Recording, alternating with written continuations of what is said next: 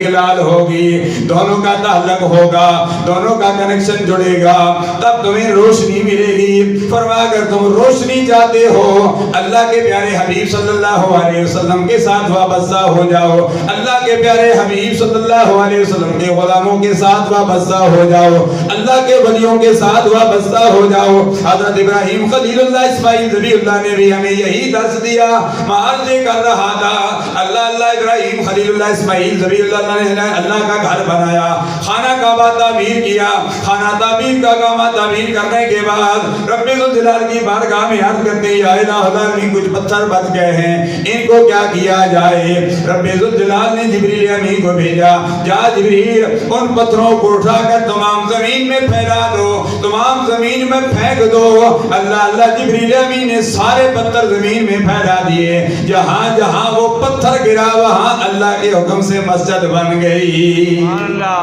جامع مسجد خوشبوئی مدینہ جس کی نسبت سرکار کے پیارے پیارے شہر کے ساتھ ہے، جامع علی مسجد ہے، جامع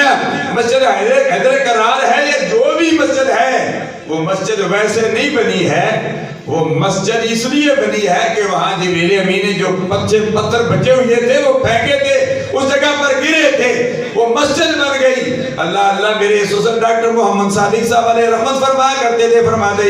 یہ مسجدیں ہیں، یہ جنتی کشتیاں ہیں۔ فرمایا جو مسجدوں سے محبت کرتے ہیں، اعتکاف بیٹھتے ہیں، نماز پڑھتے ہیں، مسجد میں بیٹھ کر قرآن مجید کی تلاوت کرتے ہیں، قیامت کے دن یہ جنتی کشتیاں کہیں گی یا الہ العالمین جن لوگوں نے ہم سے پیار کیا تھا، جنہوں نے مجھ سے محبت کی تھی، جنہوں نے مجھے آباد کیا تھا، جنہوں نے جھاڑو دیا تھا، جنہوں نے قرآن مجید کی تلاوت کی تھی، جنہوں نے نماز تہجد ادا کی تھی، نماز اوابین ادا کی تھی، نماز جاش ادا کی تھی، 5 وقت کی نماز پڑھتے رہے، نماز جمعہ ادا کرتے رہے، یا الہ العالمین ہم کو ان لوگوں نے آباد کیا تھا، یا الہ العالمین ان کے متعلق یا الہ العالمین ہماری سوال قبول فرماؤ۔ رب ذوالجلال فرمائے گا اے جنتی کشتیوں تم نے تو جنت میں جانا ہے، ساری مساجد نے جنت میں جانا ہے، اے مسجدوں جن جن سے محبت کی تھی تم نے آ کر قرآن مجید کی تلاوت کی تھی، میری بارگاہ میں جھکے تھے، سجدہ کیا تھا،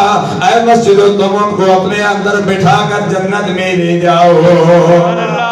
اس لیے مساجد سے محبت کرو۔